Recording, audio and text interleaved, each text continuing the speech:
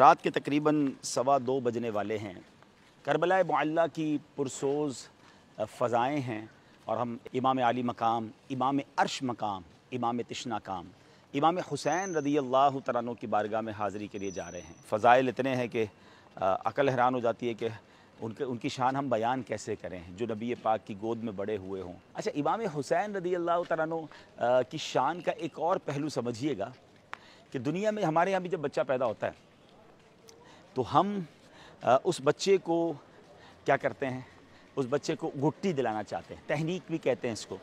اچھا، یہ اچھی چیز ہے، مگر اس تہنیک کے لیے ہم کسی بزرگ کو تلاش کرتے ہیں نا، کہ کوئی بزرگ ان کو اپنے منہ سے کچھ جھوٹا کر کے کھلا دیں یا اپنے ہاتھ سے کچھ کھلا دیں۔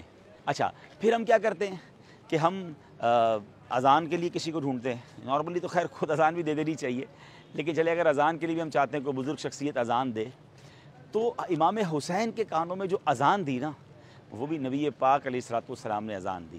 یعنی امام حسین کے کانوں نے سب سے پہلی جو آواز سنی وہ حبیب خدا صلی اللہ تعالیٰ علیہ وسلم کی آواز ہے۔ اچھا، آواز تو نبی پاک کی ہے، مگر اس آواز میں پہلا جملہ کیا ہے؟ اللہ اکبر، اللہ اکبر۔ یعنی حبیب خدا سے خدا کی بات سن رہے ہیں، خدا کا نام سن رہے ہیں۔ دس از دا اسٹارٹنگ آف امام حسین۔ اچھا، امام حسین رضی اللہ تعالیٰ کی ایک اور شان آپ کو بتاؤں۔ سبحان اللہ، آپ پیارے آقا کے کاندھوں پر سواری کرنے والے، نبی پاک کی گود میں پلنے والے۔ کئی بار ایسا ہوا کہ حسن اور حسین دونوں شہزادے آتے، نبی پاک سجدے میں ہوتے، کوئی کاندھے پہ بیٹھ جاتا تو پیارے آقا سجدہ طویل فرما دیتے۔ اللہ اکبر۔ ایک بار امام حسن غالباً نبی پاک کے کاندھوں میں تھے تو ایک صحابی نے دیکھ کر کہا کہ اے بیٹے، تمہاری سواری کتنی پیاری ہے۔ تو سبحان اللہ، نبی پاک نے فرمایا سوار بھی تو دیکھو کتنا پیارا ہے۔ یعنی نبی پاک کتنا پیار فرماتے ان دونوں شہزادوں سے، اور آقا فرماتے حسین منی و انا من الحسین، میں حسین سے ہوں اور حسین مجھ سے ہیں۔